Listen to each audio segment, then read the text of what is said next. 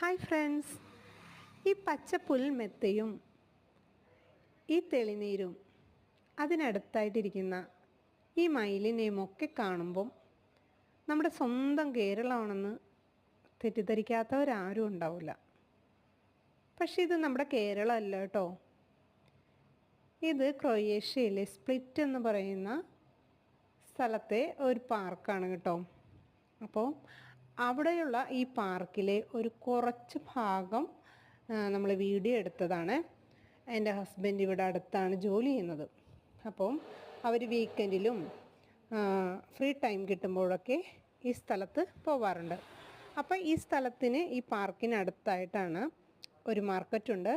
അപ്പോൾ അവിടെ വന്നാണ് ഇവർ സാധനങ്ങളൊക്കെ മേടിക്കുന്നത്.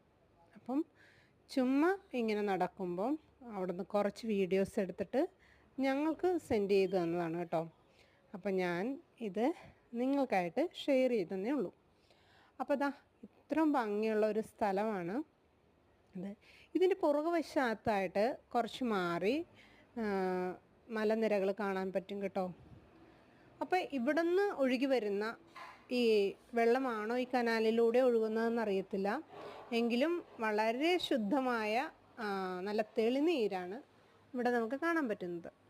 ഇതിൻ്റെ ഇടക്കായിട്ട് വരുമ്പോഴത്തേക്കും പല തട്ടുകളായിട്ട് ഇതിനെ ഇങ്ങനെ വെള്ളച്ചാട്ടം പോലെ ക്രമീകരിച്ചിട്ടുണ്ട് കേട്ടോ. അപ്പോൾ അത് കാണാനും നല്ല ഭംഗിയാണ്. ഇവിടെ മെയിനായിട്ട് വരുന്നത് ഈ സമയങ്ങളിൽ ഒരുപാട് അരയന്നങ്ങളൊക്കെ കാണാൻ നമുക്ക് സാധിക്കും. അപ്പോൾ ഈ പൊയ്ക എന്ന് പറയുന്നതായിരിക്കും കുറച്ച് മനോഹരമായിട്ട് പറയുമ്പം ഈ കനാലിലൂടെ ഈ അരയന്നങ്ങളൊക്കെ നീന്തി കളിക്കുന്നതും. പക്ഷേ ഇവിടെയുള്ള ആൾക്കാർക്ക് ഇത് അവർ ഡെയിലി കാണുന്നൊരു കാഴ്ച ആയതുകൊണ്ട് ഇതുപോലെയുള്ള ടൂറിസ്റ്റുകളെയാണ് കൂടുതൽ ഇത്തരം കാഴ്ചകളെ ആകർഷിക്കുന്നത് കേട്ടോ.